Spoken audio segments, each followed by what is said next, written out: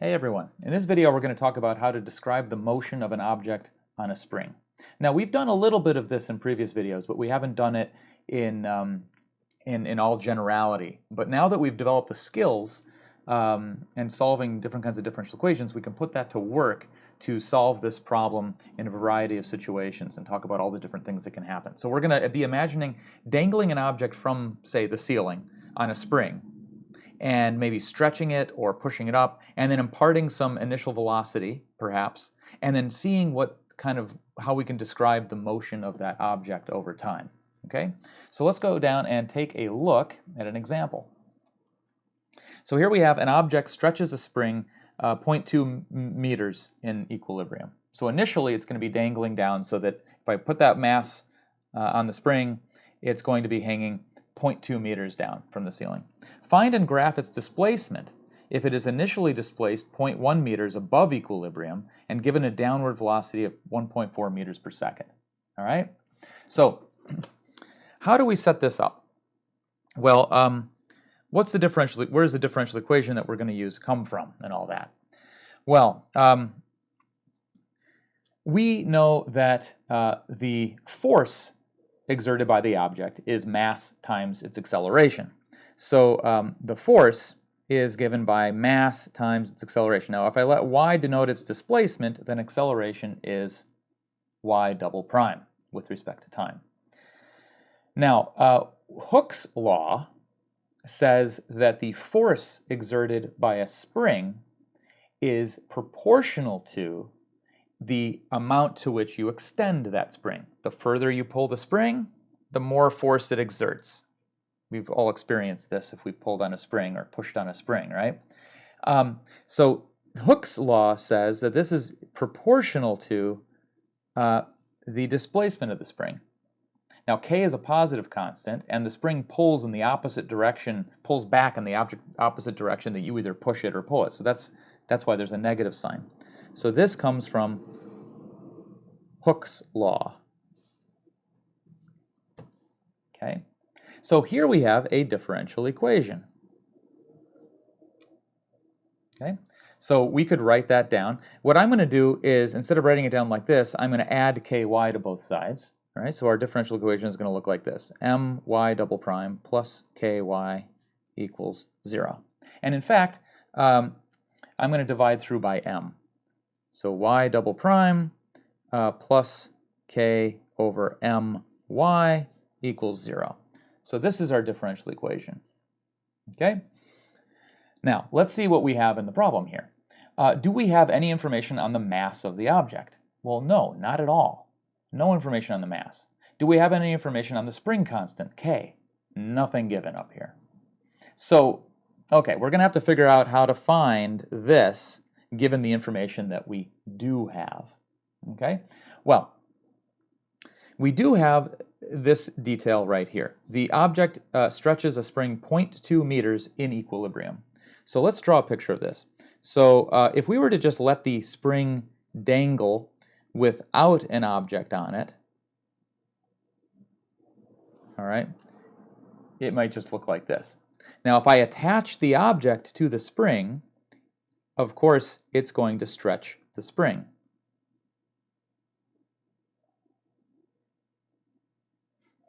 Okay, so let's take a look at the situation here. When the spring is unstretched, we're at this height. When the spring is stretched, when I attach the object, I'm at this height.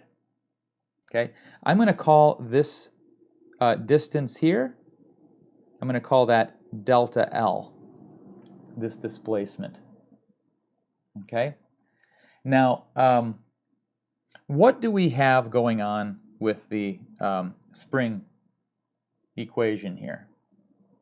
Well, we've got mass times the acceleration of the object is equal to k times the displacement of the object. Now, what does this displacement refer to?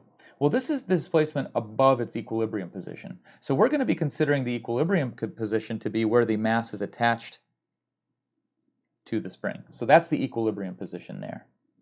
So y is measured as the height of the object above the equilibrium. So as this object moves up and down, y is going to denote its height here. So let's go ahead and look at what happens if I take this thing and I insert the situation where we're just at rest here. Well, the acceleration is the acceleration due to gravity, right? So I have mass times gravity in the equilibrium position. All right? But I'm adding k times y. Now notice the displacement is, if I measure it from here, it's actually negative as I go down. So I'm actually displacing negative 0.2 meters. That's what I'm talking about here. That's the opposite direction of as y, all right? So actually, if I put in the displacement here, I'm actually going to have a minus k delta L equals 0. So just taking this equation and plugging in the situation at hand here, right? Y is pointing in the opposite direction of the displacement. All right, so let's see what we have here. When I solve this, I get, well, actually, what I can do is I can actually solve this for k over m, all right? So if I just use a little bit of algebra here and solve this for k over m, I see that k over m is g over delta L. Okay, and that is how I'm going to get k over m. So I actually don't need to know the mass, and I don't need to know the spring constant, as I can get the ratio just by computing this ratio here, and this is information that we do have. Okay, so let's go ahead and do that. All righty. So what we said was that k over m is equal to g over delta L. What is g? Well, we know the acceleration due to gravity is negative 9.8 meters per second squared. And we know that the initial displacement is minus 0.2 meters. So it's negative 0.2 meters. And what do I get here? Well, let's see. 0.2 goes into 1 5 times. 5 times 9 is 45. And then 4 more to get the 8. That's 49 seconds to the negative 2. Okay? That's the units for k over m. Seconds to the negative 2. All right, and what did we say our differential equation was? We said our differential equation was y double prime plus k over m y equals 0. So in this case, it's y double prime plus 49 y equals 0. So all we have to do is solve this differential equation. So take a moment and solve it. Pause the video, solve it, and then we'll come back and compare our answers, okay? Okay, 3, 2, 1. Okay, welcome back. How did you solve it? Well, I think the easiest way to go about it is to look at the characteristic polynomial, right? From this, we get the characteristic polynomial r squared plus 49 equals 0. Okay, and the solutions to this are r equals plus or minus 7i. Okay, and hold on one sec. Okay, just a technical concern there. Okay, so we get r equals plus or minus 7i. And now if you didn't have the I here, we would get exponential functions. But when you have the I, you know you get sines and cosines, right? So we get our solution is y equals c1 cosine 7t plus c2 sine 7t. So if that's what you got, bravo. If you didn't get that, go review the previous material and make sure that you're up to speed. Okay, so here we are. What we need to do now is see if we can find our constants C1 and C2. Well, we have some more information in the problem here. Initially, it is displaced 0.1 meters above equilibrium, so we know that y of 0, initially, it's 0.1. And given a downward velocity of 1.4 meters per second. So that's y prime. It's downwards. So y prime of 0 equals negative 1.4. All right, so go ahead and pause the video, plug this in, solve for C1 and C2. Okay, so 3, 2, 1. Welcome back. What did we get here? Let me move out of the way. Well, when you use this initial condition, that one will tell you that C1 is equal to 0.1. Just plug in 0 for t, 0.1 for y, and that'll give you C1. For this one, we have to take the derivative, plug in 0 for t, negative 1.4 for y prime, and you'll see that C2 equals negative 0.2. Okay? So when we put all this in here, we find that I'll write 1/10 for this instead of 0.1. So 1/10 cosine 7t minus 2/10 sine 7t is our solution. Great. Okay, this is not the end of the story, however. This is how we would have ended it before, but we're going to keep going with this a little bit. We're going to write this down in a nicer way. And what we're going to do is called the amplitude-phase form. Okay, so let's talk about what this is. We're going to look at the amplitude-phase form of the solution. Okay, so let's see. So if we take our C1 and C2, okay, and view these as just view these as coordinates. All right. So what I want to do is I want to look at a coordinate system where I have, C1 on this axis and C2 on this axis. Okay. Now that will determine some point. Okay. So that'll give us some point in the C1, C2 coordinate system. That point lies on a circle.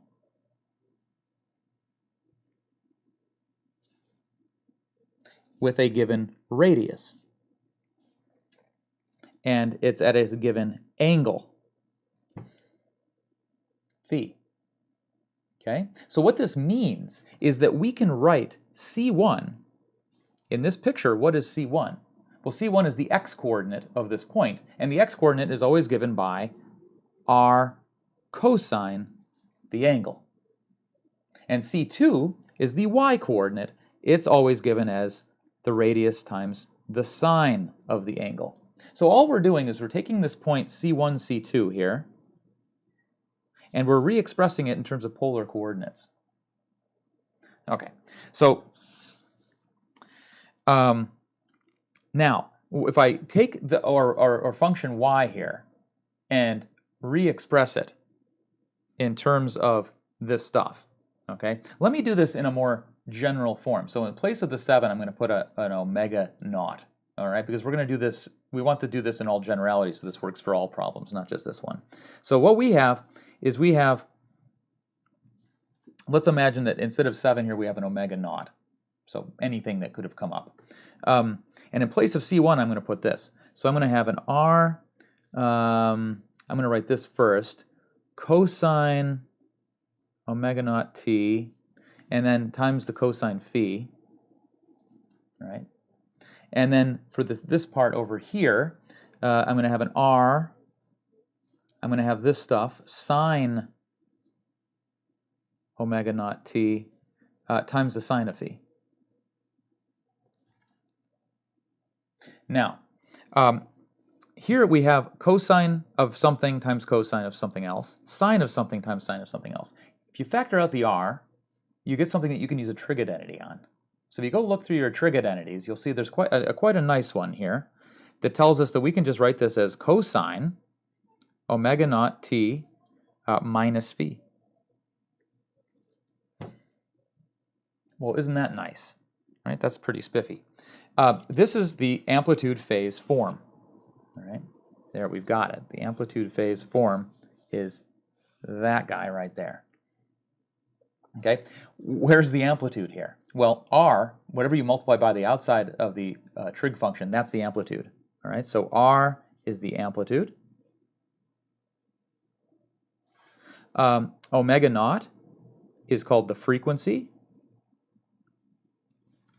Phi is called the phase angle.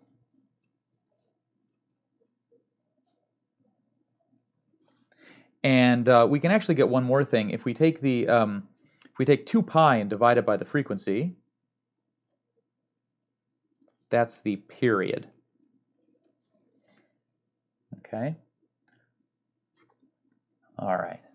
So let's write our function in terms in this form here.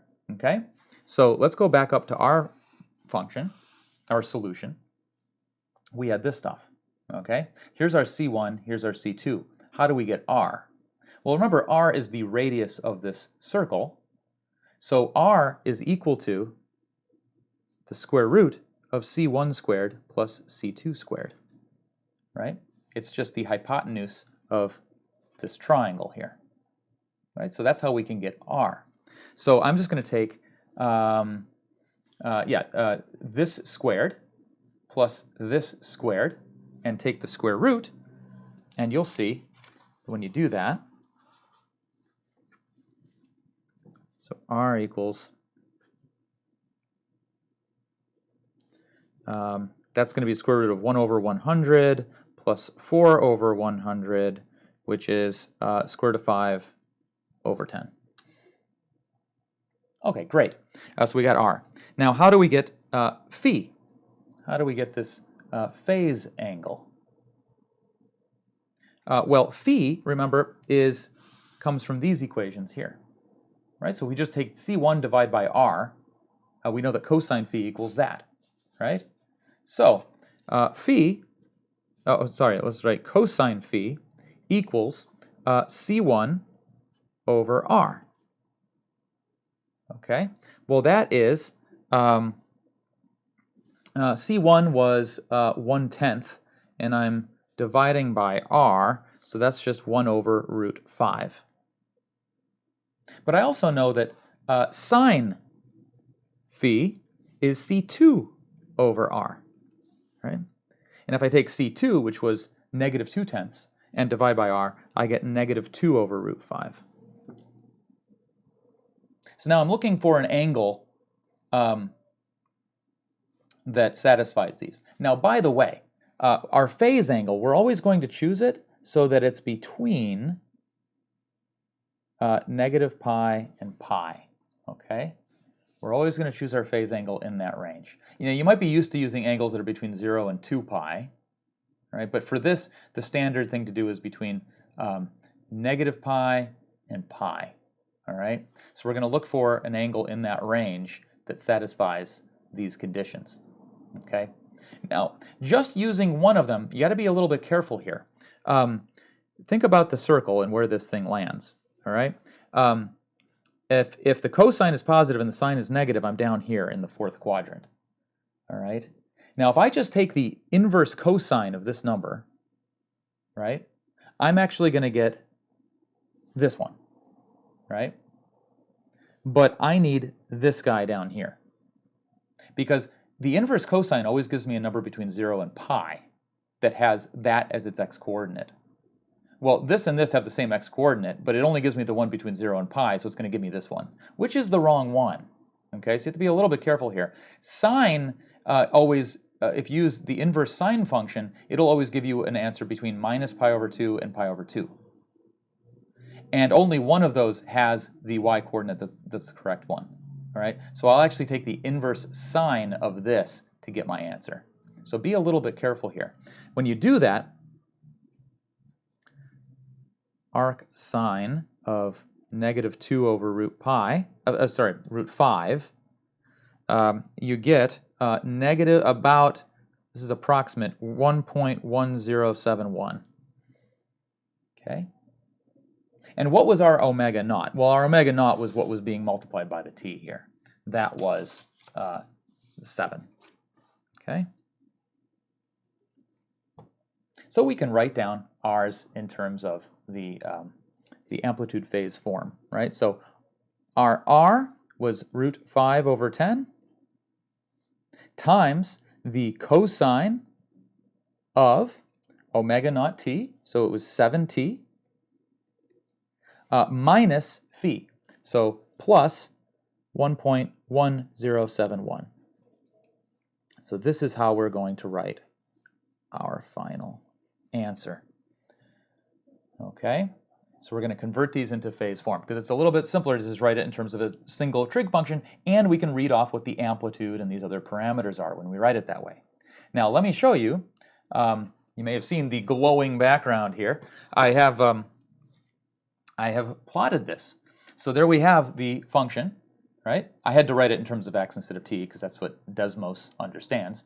And I've written it out here, and you can see here that this is the oscillatory behavior of our spring on that mass. Notice that it was initially released at 0.1 meters. That's why it's crossing here at 0.1.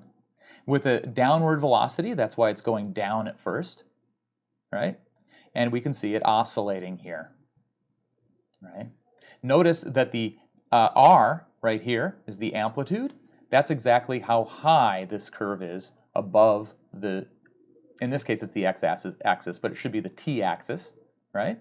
So this height of this is exactly root 5 over 10. And that's something we couldn't read off in the other form that we had written down, right? We couldn't, the amplitude was not obvious. The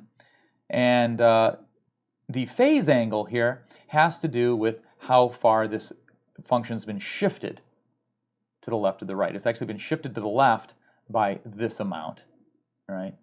Well, this has to do with that. I don't know if that's the exact shift amount, but that has to do with that. All right, so this is very neatly described by this trig function here, okay?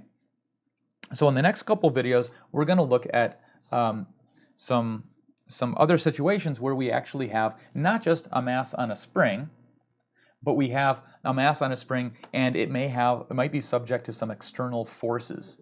All right, and this is very important in physics, or when if you're an engineer, because you don't only want to know how the thing that you are building is going to oscillate, but you want to know how it responds to other forces like wind and things like this that might be impacting it. So if you're building a bridge, you want to make sure that that wind isn't going to, make that bridge swing around too much.